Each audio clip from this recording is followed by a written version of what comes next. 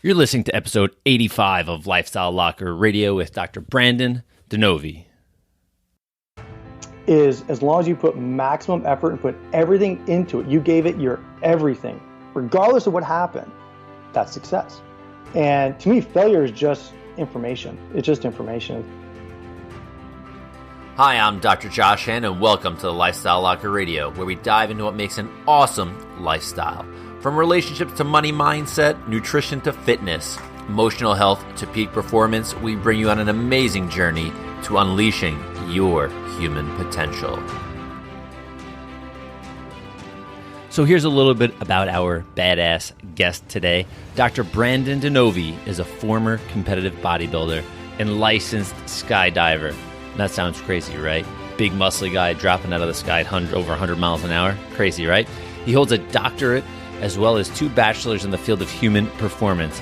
He's known as a performance consultant, an educator, and author of American Strength, the ultimate guide to health, happiness, and success. Brandon has been consulting individuals in the field of human performance for over 2 decades. His clients come from all walks of life, including professional athletes, business executives, and young professionals. Brandon is the CEO of RAM Advantage, a lifestyle performance company based in Seattle, Washington, dedicated to maximizing individual potential. So here's our guest, Dr. Brandon DiNovi. Hey everybody, today we've got Brandon in the locker room here. I know you can't see what I can see. I mean, this guy's got like trophies of like bodybuilders behind him. He's got pictures of him with Arnold, like probably autographed baseballs. I mean, it's a cool dude. He's got a really neat story, really neat background, which kind of led him to where he is today. Like you heard, he's the CEO of a company called RAM Advantage. And we're going to kind of get into that probably at the end of the podcast. But I want you to know this guy because this is someone you're probably going to want to learn a little from. His blog, lots of different things, really awesome ways to connect with him. So Brandon, welcome, bro. Josh, thanks, man. I'm excited to be here. Thank you so much for having me on. Yeah, well, I'm psyched because, you know, our pre-talk just today, but also earlier last week, it was really neat, man. When we had that conversation, I'm like, how the hell do we meet? Like, I see you on social media, and it was just neat that we kind of just cross paths because, you know, looking at your, you know, when you sent me your bio, it says, okay, your company is dedicated to maximizing individual potential. I'm like, all right, done. This guy's totally in. Like, was our slogan is unleashing human potential. So it just worked so cool. So let's hear your story because, you know, we'll share some cool photos. I know you sent me a bio photo, which is kind of pretty.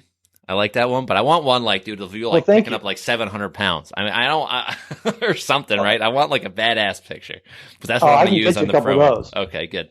So let's hear about your story. Man, my story, it's kind of a little bit different, kind of fun.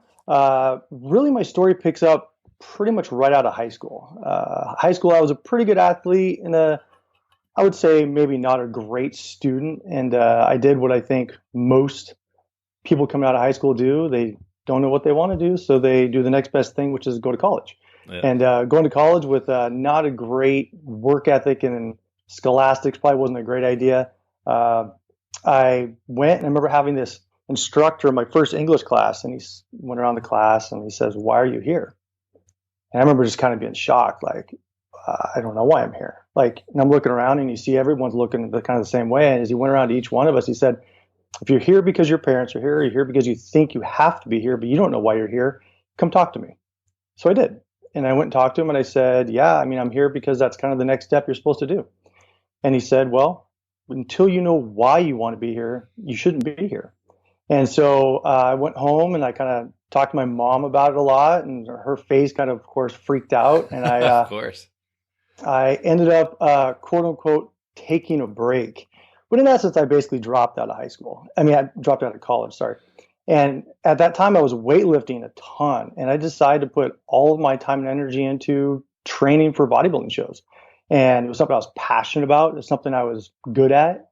And I just started basically becoming entrenched in this very strange but enormously awesome world of bodybuilding. Yeah. That's kind of where my story started. Yeah. So here we go. So now you kind of jump in. I don't want just to start. I want to kind of like run into this because it's going to lead us to a new conversation here. But, you know, you get into bodybuilding. Then what? Like, okay, like you ended up going to Cairo school. I know you ended up starting this company. So there's something that happened like once you started bodybuilding that made some kind of Yeah, transition or shift in your life that made it you kind of really go down was. a different pathway. Yeah, it really was. In high school, and I think this falls with a lot of people, is we kind of think we have these like innate gifts, which we do, but we think that certain people can only be so smart or only so strong or only so good at something, and if you're not almost innately gifted to be excellent at it, you probably won't be good at it. I had that mentality, and I was a good athlete, but I didn't think I was good in school, so I didn't put as much, I guess, effort into it. Hmm. And in the bodybuilding world, what it did was it's kind of what I would always call like a 365 game. It was your nutrition, it was your mindset, it was your training, it was your guile, your grit, everything about it. And of course, I would go and do what most people did, and they would study the training regimens of these top athletes or their diet. But what I did probably more than anything is I really studied their psychology. I really want to know their optics. I want to know like how is it that these guys get up day in, day out when they feel good, when they feel bad? It doesn't matter what's going on in their life. They're training, and their training is intense day in, day out, 365, whether they've got a ton of carbs in their system or they got no carbs in their system, these guys still have the same level of intensity. And I really found that that was completely all their mindset. And so that's where I studied very heavily. I mean, back in the day, if you ever stopped me anywhere, I'd be driving this old Nissan Maxima, right? And this four-door kind of beat up car, but it was loaded with books. I just had books everywhere. And there were a couple nutrition books here and a couple maybe, fitness books here and there, but almost all of them were psychology books. And they were just about how to get this thing tuned up so this thing can get tuned up. Your brain gets right, then your body gets right. Yeah. And that was the big part about it. And so I did a couple of local shows up here. Then I said, hey, what the hell, man? And I had an opportunity and I moved to Venice Beach. And I went training in Venice Golds and, Yeah. with the big dogs. And, Yeah. No kidding. I'm a lifetime drug-free athlete. So that was always kind of fun being like, trying to keep up with these guys. And, Yeah. but then again, that was also another test for the psychology, right? Can you go in and can you hang with guys that are bigger, they're stronger, they've got way better genetics than you? And it was an absolute blast. But that was a very, very big growth pattern for me. Very big. I mean, I moved to Venice Beach by myself. Didn't know anybody. I knew how to lift weights, and I knew where the gym was, and I knew where my job was at. And other than that, man, I didn't know anything. And I knew where the beach was at. Exactly, right? I knew where the beach was And at. you can Though. train like practically on the beach in Venice. I don't know if that's all part of Gold's or not. I mean, I've walked past it, half a dozen times. Yeah, it's separate from Golds, and I've done that. It's kind of fun. It's kind of fun. You're training, and you got people coming in. They're taking pictures of you, and you almost kind of unleash your inner Schwarzenegger, right? Yeah. You kind of start feeling like I feel like I'm a 6'2" Austrian oak standing there when really I'm like a 5'11", 200-pound Italian. But Yeah. That's pretty cool. That's cool. Yeah, I've heard and read a lot about the people that actually still to this day. I think Arnold still to this day works out there. Yeah, he does. And I mean, once training gets in your blood, it's in your blood. I mean, it's there. Once you love it, you love it. And once you find the right environment, which this is also another component of my construction of my psychology was finding the right environment, whether it be people or physical environments to flourish in. And for a guy like Arnold, I mean, there's no better place to flourish than Gold's Venice. That's for sure. Yeah. Yeah. So, I mean, you mentioned something that I think is, if people that are listening or have been bodybuilders or are bodybuilders or even just athletes in general that are real active, and you say like you were studying the mind or mindset versus like, I don't know, like what like workout gloves should I wear? What is that guy, what shirt is he wearing? So I can like just have that feeling, or what should I eat? You were studying I mean, not that you didn't have to do any of that, but you studied mindset. Like people are probably going like you're a bodybuilder. How does that even make sense?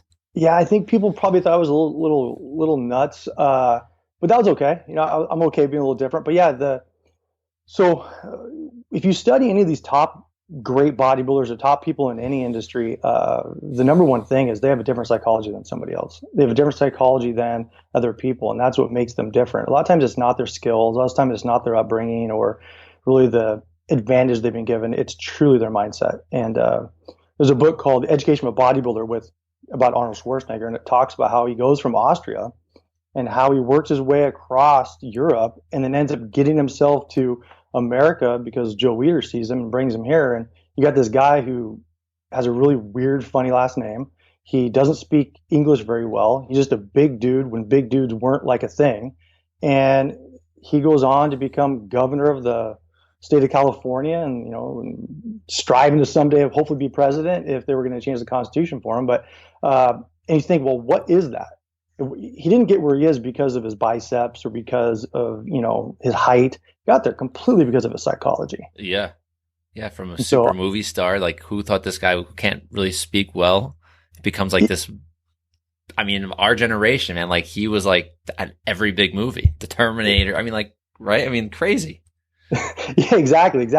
When we think about it, he's just an icon. He's a living legend. So learning from their psychology is big. And I just become immersed in it. I'm still immersed in working on finding ways to increase emotional intelligence or finding ways to focus better, focus quicker, get better retention within my mind. I really think that is the absolute way people flip the switch is what I call it. Yeah. So now let's fast forward. So you're Venice Beach, you're bodybuilding. Are you competing? I competed. Yeah, I was competing a lot. I did about 9 or 10 shows. That was a different experience trying to get your body into what you call show shape and being on stage. And what's funny is people would always ask me, "Wow, man, I see those pictures of you on stage or pictures in this or that, and you must be in just this peak of health." I'm like, man, that's the peak of unhealthy. I'm like, I've got no water, I've got no food. I mean, I am the most grouchy, bitchy guy around. I mean, Yeah. All I'm thinking about is how do I get a Twinkie? And so it was a very interesting thing. It really was an unhealthy lifestyle. Actually, it wasn't the most healthiest lifestyle. So yeah. So after that, my psychology again, obviously it changed, and I started really understanding that the effort I put into something would translate into success. And so I started thinking, well, wait a minute, if I can all of a sudden change my body this way and I can change my psychology this way, well, let's try school again. Let's go back to college. And that's what I did. Went back to college, and I went back to the same community college that I had taken a break from. Yeah. And obviously hadn't done so well when I was first there, so I had to retake some coursework. And I then was all of a sudden getting A's and everything, 4.0s across the board. My work ethic had changed. My mindset had changed on how to study. And then I was accepted into a prestigious university up here called Bastyr University. I'm not sure if you've heard of it. And got my first bachelor's in exercise science and wellness. And then I thought, this is pretty awesome. One of my first instructors there was a chiropractor, actually. And I had a wonderful rapport with him. And I've always loved getting adjusted. And I think chiropractic is a wonderful profession that's done wonders for me when I was training. Really, truly, and this is, people don't believe it, but in the 25 years I've been training and working, I can't remember of a time being injured. And I really, truly believe that has to do with getting adjusted and having obviously the good nutrition and good rehab. Of course. Stuff. Yeah.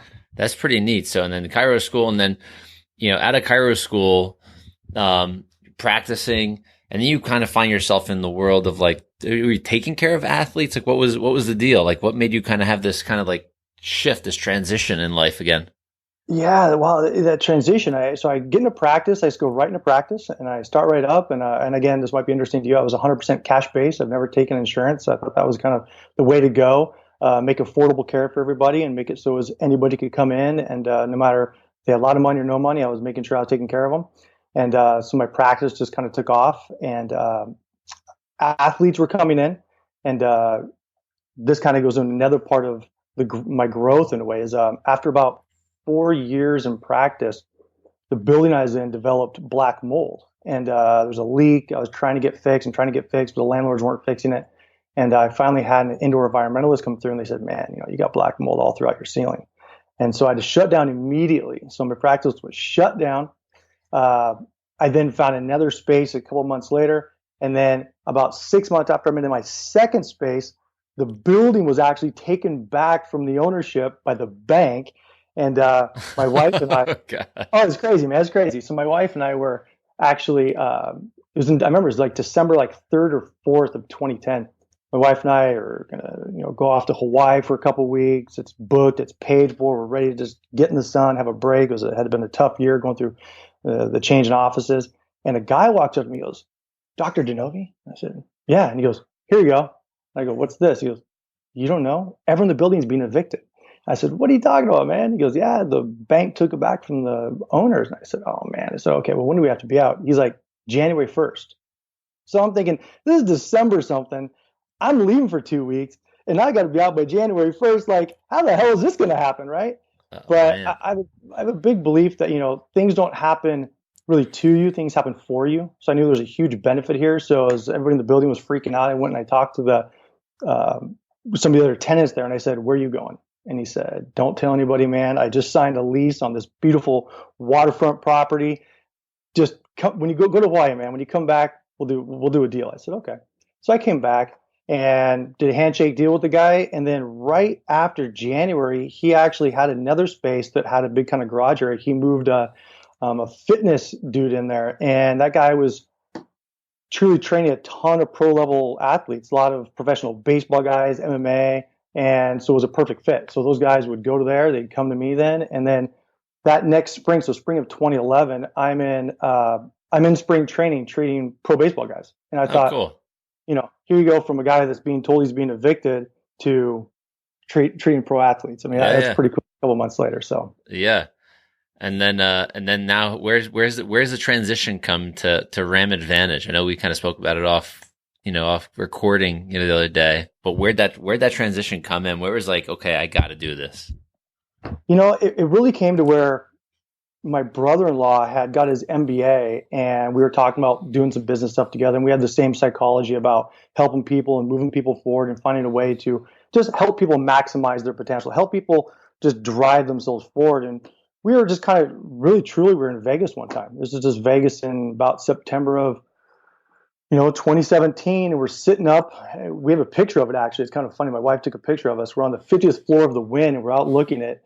And it's like late one night, and we're talking about, hey, man, let's just do this. Let's just actually build a company, and let's build a company directly around providing products and services and media that can completely push people forward, that can help people find their strengths and make their strengths stronger.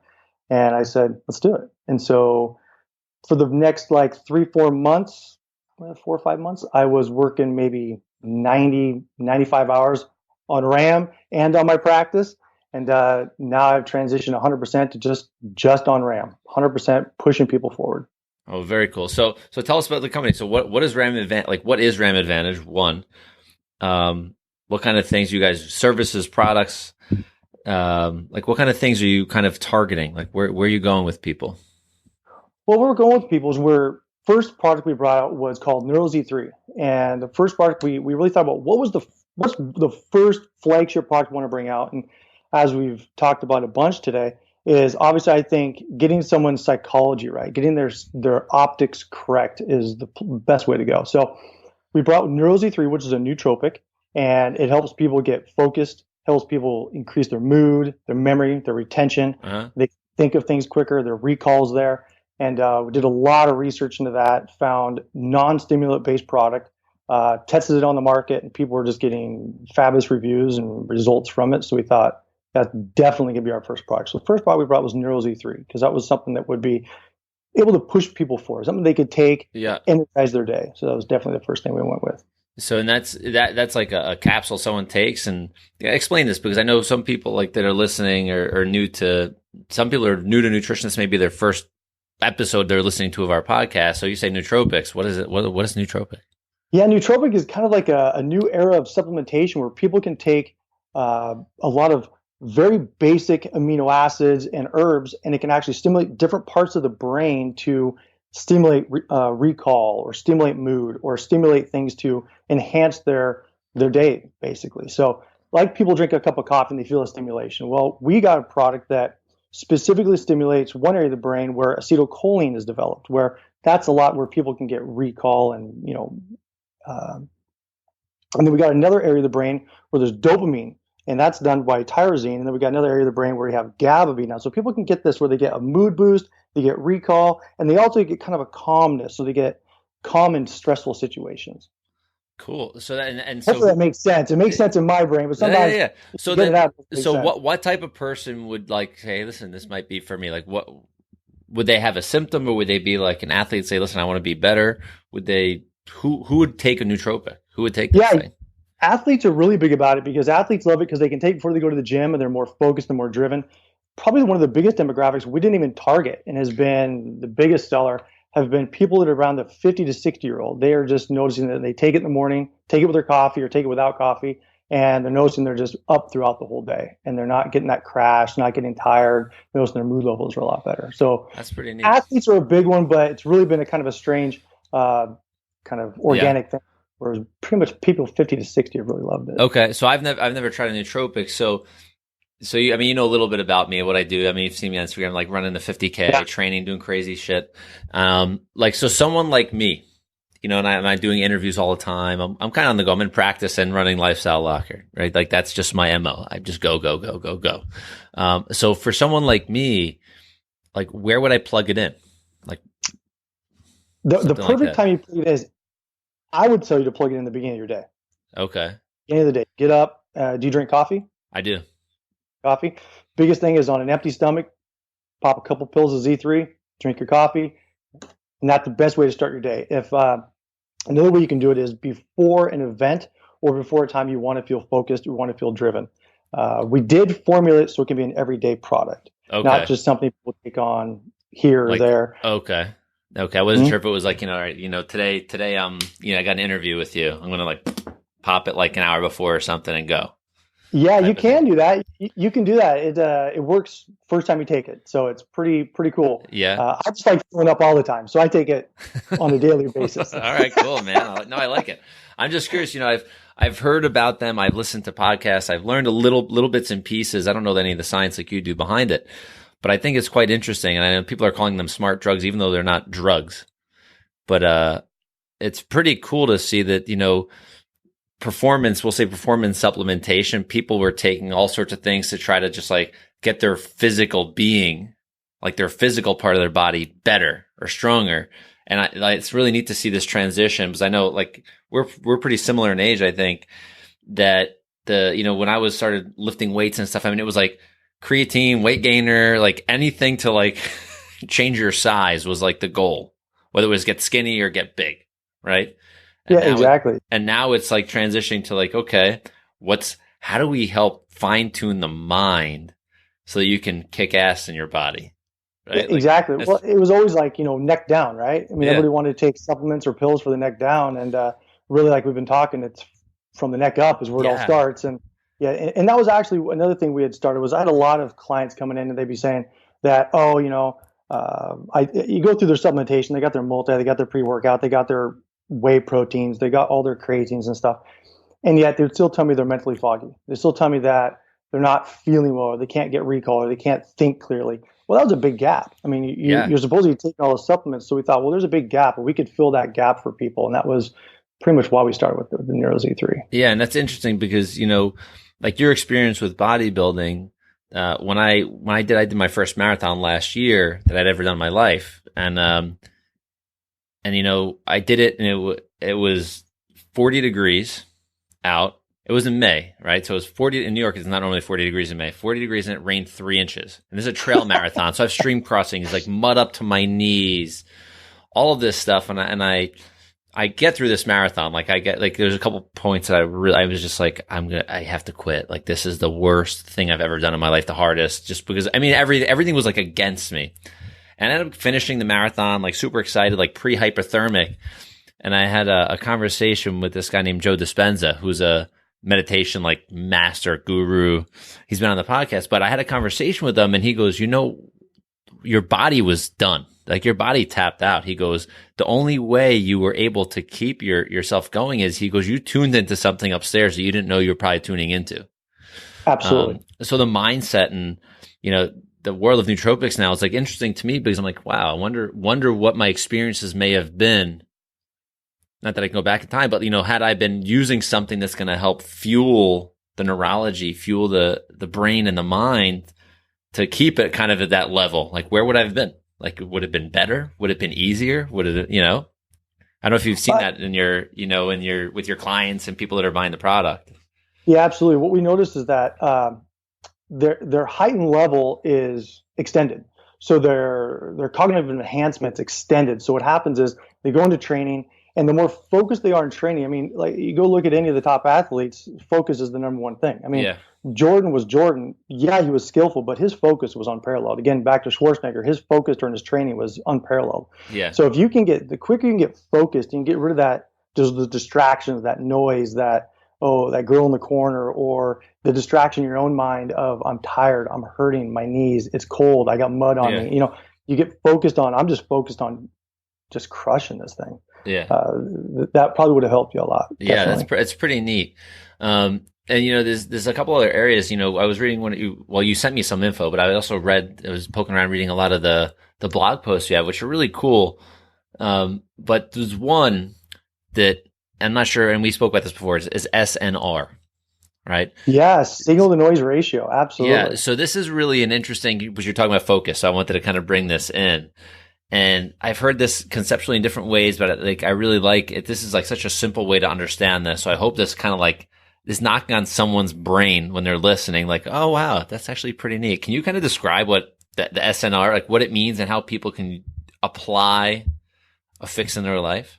Sure. So SNR stands for signal to noise ratio. And so signal would be anything you're focused on, anything you want to achieve, especially if you're looking at this in a personal development. And then noise would be distractions. So I think people can probably kind of connect with this better when they think of like their TV station, right? So their TV, if they get a really, really clear picture, they have a strong signal. If they start getting a little bit of fuzz or it kind of blocks out, well, they're getting more noise in there, so not getting their signals across. So when it comes to personal development, the more somebody can rid the noise out of their life, they can rid those distractions, and they can stay completely focused on their goal, and then keep their signal strong. That's a huge thing. But we live in a world now where we're almost surrounded by noise. I mean, we're surrounded by nothing but noise. I mean, people, even in the gym, I mean, I see people training, and then they're training and they sit up and immediately they're texting somebody. Yeah, they're like, it's nuts. I see the same thing. I saw this morning. Like, really? Yeah, they're texting, right? So, but that's also why if you're going to train and you want to go in and you want to have your phone with you, that's great. Put on airplane mode, and then you can really get rid of that noise. So signal noise ratio is about finding a way to keep that signal strong, keep your focus, keep your drive, keep your motivation driven right where it's supposed to go, and then ridding that noise. I think in the article, what I talk about a lot is where, you maybe have experienced this, where you're on a Sunday afternoon and you're watching the football game, and you're in front of the football game and you want to watch it and you're just all into it, and you got people in the background talking and it's bugging the hell out of you. You're like, shut up, I'm trying to watch the game. And the people are like, oh, I'm not bugging you, you can watch the game. Like, no, I can't hear it. It's like distraction, right? So that's that signal to noise ratio. And then once those people leave the room, you feel calm, you enjoy it better. Well, your signal is no longer basically being impeded. Yeah, I like the video you put up is awesome for it. Yeah, that is probably one of the coolest videos. So for anybody that hasn't seen it, there's a movie with Kevin Costner called For Love of the Game, and he portrays this aging pitcher named Billy Chappell, and he's pitching in Yankee Stadium, and he's on the mound, and he's warming up, and he's about to go after the hitter, and they kind of pan across the whole entire just sea of, well, no offense, but of New Yorkers, right? Baby. Yeah, totally, man. No offense taken. The New Yorkers. Okay. Yeah, we're a quiet group, right? Shy. Yeah. You guys are shy. That's for sure. So they pan across this group, and they're just yelling at him, and they're throwing stuff, and they're gutting whistles, and they're just making all this racket. And he kind of looks around, and he ends up focusing right on the catcher. And he says this saying to himself, which was his like way to flip the switch, right? His which mantra was he or says, whatever. He says, clear the mechanism. And when he does, just everything kind of fades out, and the noise goes away, the sights go away, and he just zooms right in on the catcher. And all you see is him throw the ball, and you hear the umpire go, strike one. And it's like, boom, he was focused right in. And then as you see, if you watch the movie, what's kind of cool is he loses that ability. He loses that ability to block out the noise, and it causes some problems for him. Yeah. But I'll let you wait for that for the movie. Yeah, but that's so true in life. I mean, but The noise is so easy. And I mentioned this, I did like a Facebook Live today. It's like, when your people focus, it's like they're focusing on everything but their priority. Well, if you really think about what people focus on a daily basis, this is something I work with a lot of people on a lot. And this is probably the first thing we was work on, obviously getting their psychology right, is how much of your day are you focused in your mind thinking about things that have nothing directly to do with you? And a lot of times that could be the news, that could be maybe a coworker, in another office. There's all these things that directly aren't even infecting you at the moment. So that's actually impeding you from getting anything done in the moment. Yeah. So how do we change the signal to noise ratio? Well, that's pretty good. It really comes to, like I talked when we were talking about in the bodybuilding, you got to get that environment right. You got to get the environment right. So you got to make sure that you set up an environment for success. You got to have an environment that is distraction free in a way. So you got to turn off the television. You can't have it just running in the background with a news channel on or something.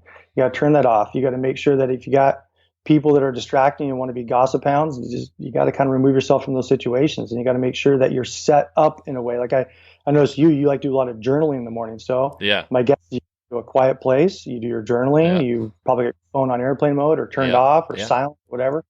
And that's exactly what we got to do. And it's that type of idea is very prevalent in high achievers. And and the other thing is, like, focus isn't something we can just kind of turn on, turn off. It's kind of like we got to get better at it and better at it. We got to work at it. For those of you listening, it's not like the people that are awesome at it. It's not that they just, one day were like, I'm awesome at, focus. It's hard, man. I talked about that. Like, people, it's easy for me to drift. Oh, sure. Well, it's kind of like you got people in good shape, right? You got people in good shape and have a six pack and look amazing. Those people didn't just start working out today. Yeah, exactly. Those people started working out a long time ago. A lot of work, baby. A lot of work. And so same thing is with people who can focus really well. They've worked at it.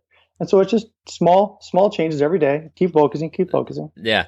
And you also, as we move forward, so you also mentioned in your bio, but your stuff you sent me, I like this. You put reward effort over outcome. Yeah, absolutely. That's pretty cool. I'm pretty militant about that. Yeah, I'm pretty militant. So when I would do a lot of consulting with business owners, they would talk about their employees, and I would say, okay, well, name the top 2 reasons you would hire somebody. What are top 2 things you look for? And they would list things from skill and background or some sort of like achievement. And I would say, well, where does enthusiasm for your company come in, and where does ethics come in? And they would kind of look at me and they'd be like, well, I didn't really think of that. And I'm like, well, those 2 things are huge. So when you get somebody that's very enthusiastic for your company, right, is hard to find. So if you get someone that's enthusiastic for your company, enthusiastic for chiropractic, enthusiastic for bodybuilding, enthusiastic for RAM Advantage, you don't want to kill that. You want to really, really stoke that enthusiasm all the time. Yeah, fuel the fire, right? Absolutely. So what happens a lot of times is we tie so much to results. And, results are really not guaranteed. There's too many variables in life to guarantee success. But what you can control and what you can guarantee in a way is your effort. So if you have someone, especially if it's an employee or yourself, and you're putting 100% of the effort out there, and maybe the results aren't what you want, well, you can change a little here and change a little there to then get those results. But too many times we don't get the results and we just hammer ourselves for it. We hammer that employee, and then that enthusiasm goes away, and that's one of the number one things we can't lose, our enthusiasm. Yeah, so that's cool, because I see this, myself. I read that, I'm like, he must be talking to me, because I kind of like set goals and set targets for things, and I beat myself up if I don't achieve them. But I'm like, hey, listen, you just did X, Y, and Z. Like, what's wrong with you? Like, what the effort you put in to go there? If you fail, it's okay. What's the worst thing that's going to happen? Yeah, well, I think 2 things is, first off, we don't have to go into this now, but I'd say, like, what's your definition of success and what's your definition of failure? Yeah. And it's really clear we get those things clear before we go into something. So success for myself, which I get from John Wooden, who I think is one of the best leaders this planet's ever seen, is as long as you put maximum effort and put everything into it, you gave it your everything, regardless of what happened, that's success. And to me, failure is just information. It's just information. Yeah. It's not, it's kind of like, failure isn't fatal, right? So Exactly. it's just information. And as long as we don't kill that enthusiasm, we can take that information and do some pretty awesome stuff with Yeah, it. it's a place to course correct versus, beat yourself up. And I have to kind of like smack myself in the face, literally and figuratively. Like, what are you like? Come on, really? Look how far you've just whatever it may be. Whether it was a run or a workout or business, it's like look what you've done. Like, don't. But and that's driven individuals. Driven individuals sometimes we get so driven, and this is I know one of my flaws that I work on hard is we're so driven and we're so orientated that what we do is we achieve something, and then before we can even kind of like almost like enjoy that little bit of Celebrate. success, celebrate, Yeah. we're already driven to something else, right? It's like Yeah. whatever, next thing, right? Yeah. And that can lead to burnout sometimes. So, and that's again creating an environment where you do stop, you celebrate this success, you celebrate just finishing a race. I mean, Yeah. heck, for me, you talk about running these crazy marathons. I mean, hell, if I ran a mile, I would probably throw a big party and have a big piece of cake, man. Awesome. I'll come out west and I'll run a mile with you so I can watch you eat the cake. That's a date, brother. That's so crazy. It's so cool. And you also have another thing, that I wanted you to talk about, because this is a really neat concept, lead from internal to external. What do you mean by that when you say that? Yeah, so you really first have to lead within yourself. So good leaders, I believe, are people that have got their internal congruent. They've got their psychology right. They're not going to do anything. They're not going to ask anybody to do anything they wouldn't do. So you first, as a leader, you have to be congruent within yourself, and then you can lead other people. Too many people, I think, just want things done, so they dictate. And so leading from internal first and then to the external. So leading within first, and then you got to find a way to then help other people achieve what you need them to achieve. Okay, so it's almost like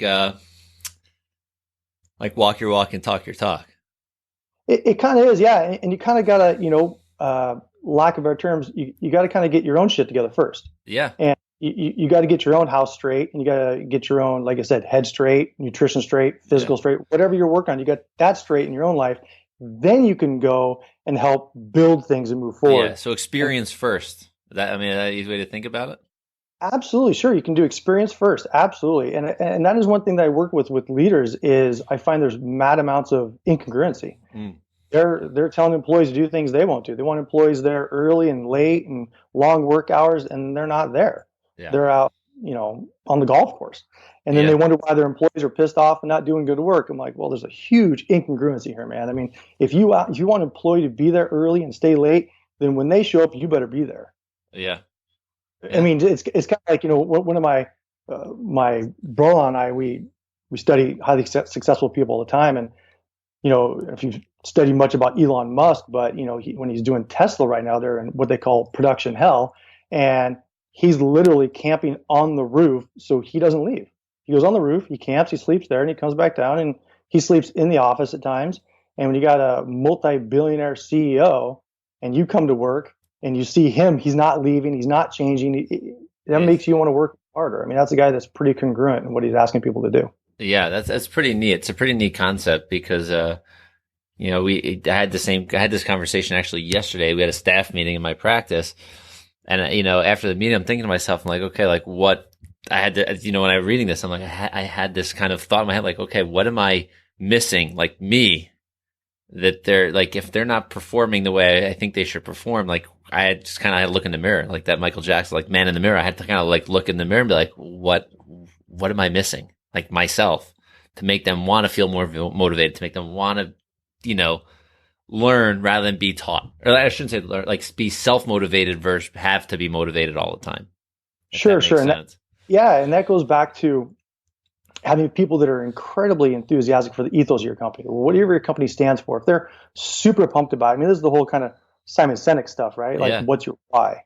And once you figure out your why, especially as a leader, as an owner, or a CEO, or a president of a company, or whatever, once you have your why really clear, then you can get other people to join on pretty easily. And in business, I think another thing people kind of miss the boat on a little bit is every single step of the way, every single employee, whether it's the person washing the windows, the person answering the phone, the doctor treating people, or even, the people going out and getting face paper. Yeah. They have to view their job as critical to the success of the organization. If they believe their job is critical to the success of the organization, then they're going to work at a high level at excellence. And then you basically have this symbiotic machine working at excellence. When people start to think, well, my job doesn't really matter. It doesn't matter if the window on the front door isn't clean or the bathrooms aren't clean or if I answer the door, yo, what up? I mean, if people don't see themselves as being critical, then yeah, we have breakdowns in business. Yeah. I mean, I also saw that's going 100% back though for even lifestyle, the way people treat themselves, and kind of, get that wheel of death, if you will, going. It's like, they drift a little bit out of their, their mindset, or they're not hitting the target they want to hit. And then it's like, okay, so whether no matter where it is, I think in their life, they may start to hit their nutrition. It's going to start to hit their mindset. It's going to start to hit their exercise. It's going to start to hit their family life. It's like a domino. It just it really is. It's a domino. And I think the way we stop that domino from even starting is educating people. Is why I moved heavily into the consulting aspect of it. It's just trying to really educate people. Is that the one thing, once people understand, is that their choices are not singular. They're totally congruent. So not congruent, but they're almost like they all build upon each other. It's not one singular event. It's like what I ate for lunch has nothing to do with what I'll have for dinner. Well, they're all connected together. So every choice we make builds upon the choice we just made. So getting that understanding is that if I sleep on the couch, well, I'm probably not going to feel too good. So I probably shouldn't sleep on the couch because it's not going to make me feel good. And then that's going to make me wake up pissed off. It's going to make me then want to have a Snickers bar instead of, a protein bar or something, right? So choices are not singular. They are definitely cumulative. Yeah. So then there's a question that I think there's two things I want to ask you actually. One, you wrote something called this. You wrote something: never under any circumstance give up.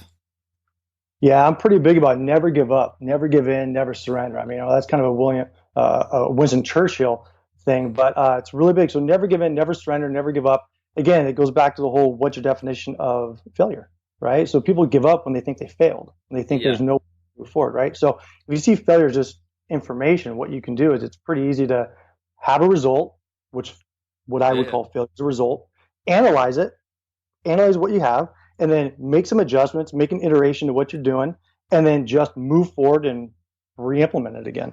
And again, that goes because you don't want to kill that enthusiasm. All goes back to the enthusiasm. So if you don't kill that enthusiasm, it's pretty easy. Just see the result, make some changes, move forward. What do we get? Okay, do the next thing again. Move. And it's kind of like a GPS when it says rerouting. You're going to get to the destination a different way. Yeah, exactly. If you think about it, like, Google Maps is like the ultimate expression of never give in, never surrender. I mean, that thing will drive you into the lake until you keep going. Yeah, I mean, right? So that's pretty neat. And the other thing that I wanted to touch base on, because I think it's cool, is your tagline for your company. I know it's not unleashing your human potential. That's ours, but I like that you say that, maximizing human potential, but you talk about fueling the alpha lifestyle. Yeah, fueling the alpha lifestyle. That was something we really came up with. We were in Vegas, and let me ask you this question. If I asked you, what is an alpha, what would you say? A leader. A leader. Okay. It's very good. Like if I think of like animals, like the leader of the pack, like that's a person or the animal that all the other animals are going to look at to say, like, am I doing the right thing? Like, what's going on? Am I, what's going on? So that's why I think alpha that way. Or like a silverback gorilla, right? Alpha. Silverback gorilla. Yeah. Well, those are some serious leaders. Yeah, no, and you're right on par with that, right on par. So we were really thinking about, well, what is an alpha? And when you look at something like a Usain Bolt, right? This guy is just insane, right? He's just amazingly fast. And so people would call him an alpha, right? Well, then my question would be like, well, what are those guys that got second and third? Are they not alphas? Do we dare say that even? And I think that's ludicrous. They're all alphas. Yeah. They're all at the top of the game. They're just maybe one guy wasn't the best. So we really came up with an acronym for it, and alpha stands for something very specific within our company. So we fuel the alpha lifestyle, and alpha stands for, first off, the A stands for achiever. Then we have leader. Then we have provider, helper, and athlete. So if you break those down, achiever is anybody that's driving hard, moving forward, wanting to achieve something. It could be a student, could be somebody that's in business. We have a leader. Obviously, we have leaders that are leading people and motivating people. Yeah. Providers. So providers, we really kind of hone providers into more almost parents. Parents, I think, are one of the pretty important people in our world. And so they're one of the biggest providers.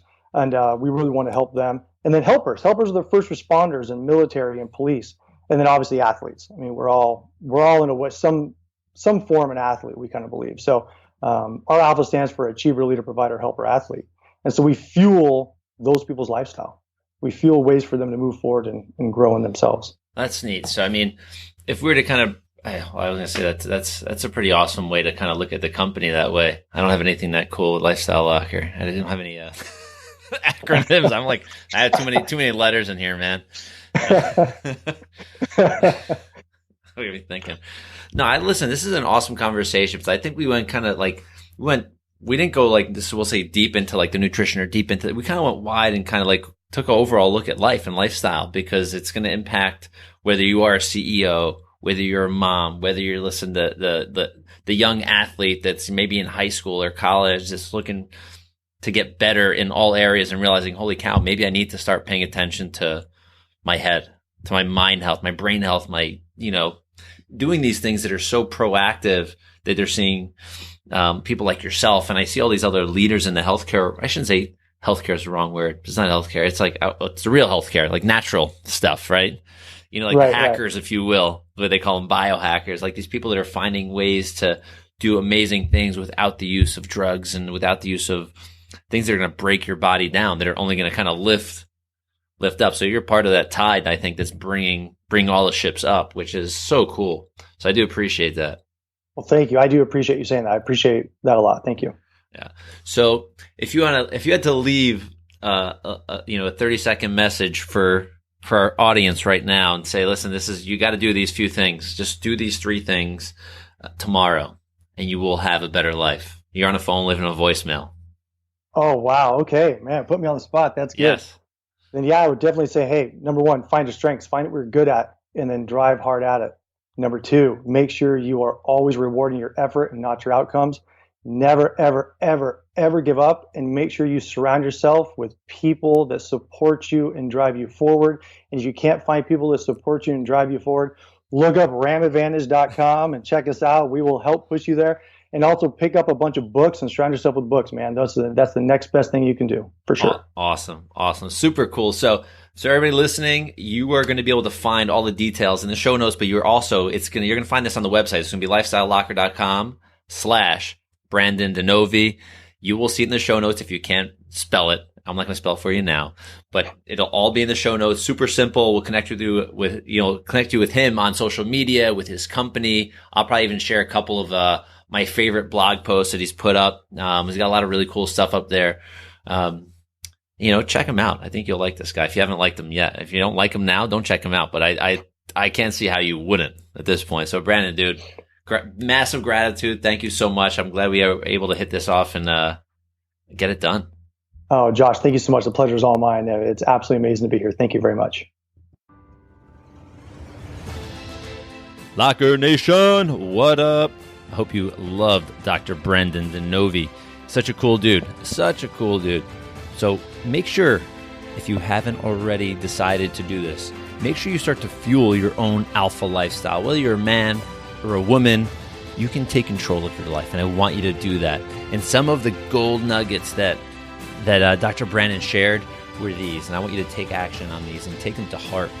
Find your strengths, reward effort over outcome, lead from internal to external, and never, under any circumstances, give up. What you have to do is analyze, make adjustments, and move forward. So realize this, every failure can become a learning experience, not something that's going to bring you down. So analyze, make adjustments, and keep going. So to connect with Dr. Brandon, you're just going to have to check the show notes. All his details will be there, social media, websites, so on and so forth, and the name and where you're going to be able to find the show notes if you're listening on iTunes, or anywhere you listen to your podcast from. Scroll down and you'll see this link as well. It is lifestylelocker.com/Brandon DiNovi. So find him there. We'll see you on the next episode. Peace out. And wait, one more thing. I apologize. Make sure you're connecting with us. How could I forget? lifestylelocker.com. Find us on Facebook. All the links are in the show notes as well. Instagram, let's share each other's stories and like each other's pages, because people that are kind of bound together through an awesome lifestyle have great content to share. They're great learning experiences, and you just become more awesome over time. So let's do that. Make sure you do connect with us. I want to connect with you. So have an awesome day. Peace out for real this time. Bye-bye.